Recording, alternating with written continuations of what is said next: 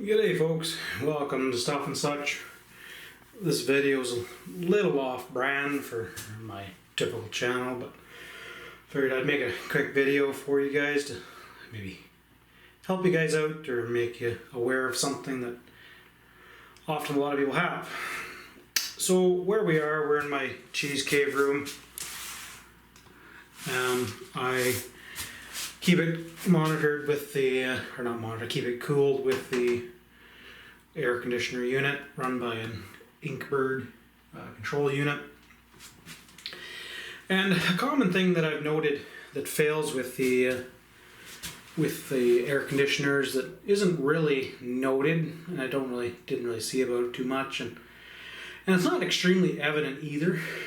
So if you don't really know what to look for, you'll often have really high increased hydro bills or gradually increased hydro bills, and you don't really wonder why. You just kind of assume it's the heat of the summer and things are just going up in value. So what you want to do is you want to get one of these little fellas. It's called a kilowatt, and it's really handy little critter. Measures your watts, measures your amps, measures your voltage inlet for your line, like from your outside hydro line, power line. It does a whole lot of things. Show you hertz, and that's not really the point of this video. But anyways, it's really a neat thing. You can put in your price of stuff, and it can do a monthly cost analysis for you. But anyways, that's not the point of the video. The point of the video is the air conditioner. So we'll go back to watts. This air conditioner unit on the side, most of them will say this information that is relevant. So this one here, 7.5 amps, and it's a 10,000 BTU unit. So they tend to run around that, and they should around that 7 amps. So to get into watts, you need to take voltage, which is roughly 110, times your amps. So in this case, 7.5, and that will equal your watts. That equals roughly about 750, 800 watts ish, give or take a little bit.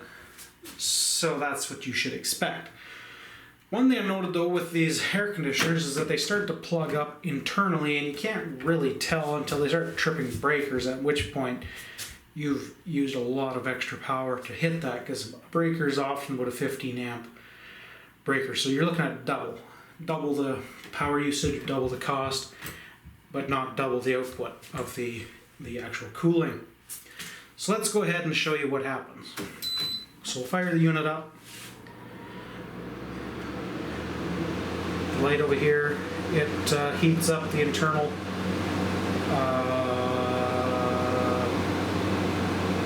word, can't remember it, thermostat.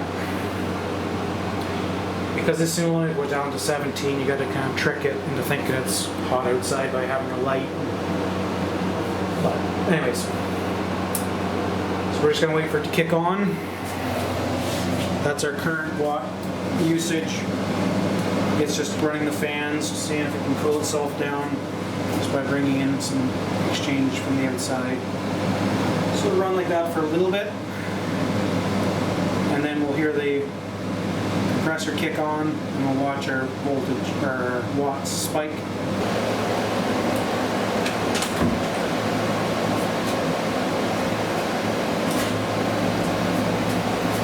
Okay, so the compressor just kicked in.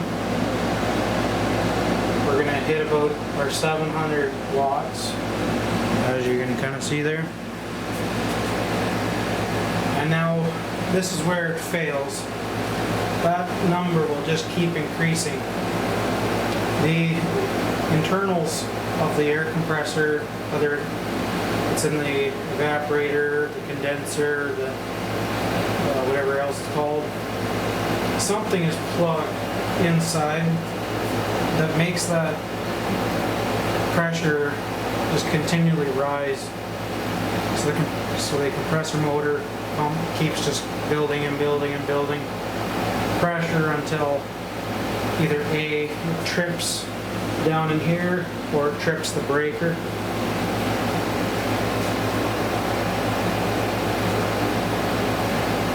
The thing is, if you don't have this tool, or you're not really in tune with what your hydro system is doing, or your power system is doing, you won't really notice this.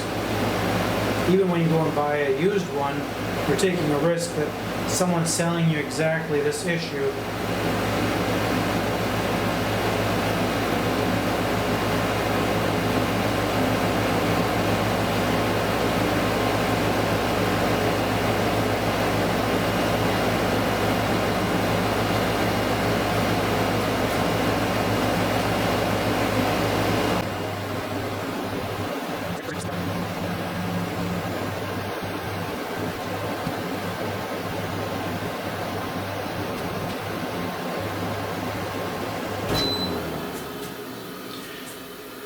So it seems it's kind of maxed out for what it's going to pull for watts at the moment. I had one, I don't know why that breaker wouldn't trip, but it would slowly climb up to 3,000 watts, which is way more than that breaker should handle. And it was pulling, like, made our power bill up to like $400 extra a month. So that thing was an extreme example.